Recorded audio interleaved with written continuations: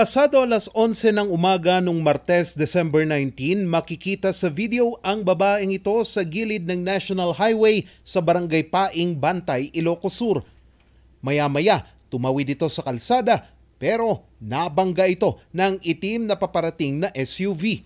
Sa lakas ng pagbangga, tumilapon ang babae sa gilid ng kalsada.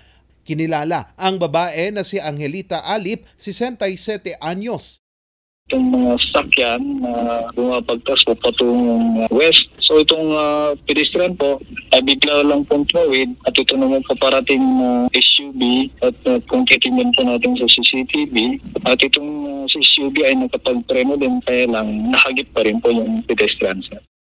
Ayon sa investigasyon ng PNP, papunta sana ang biktima sa kabilang gilid ng kalsada para mangaroling nang maganap ang insidente. Nakausap ng PNP ang driver ng SUV na kinilalang si Richardson de la Peña, 41 anyos. Ayon sa driver, naging mabilis ang pangyayari.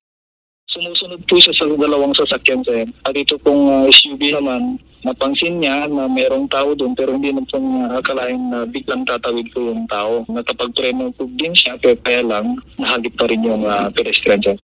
Naitakbo pa sa paggamutan ng biktima pero idineklara itong dead on arrival. Inaresto ng mga pulis ang driver pero matapos ang pakikipag-usap nito sa pamilya ng biktima ay idinaan na lang ito sa areglo at hindi na nagsampa ng kaso ang pamilya. Nangako ang driver na tutulong ito sa pamilya at sa pagpapalibing ng biktima. Patuloy naman ang pagpapaalala ng mga pulis sa mga motorista at sa publiko sa kanilang Oplan Ligtas Paskuhan ngayong dagsa muli ang mga magbabakasyon. Kaya ramdam na rin po yung dali ng trapiko ay bumibigat na rin from light to moderate, sir.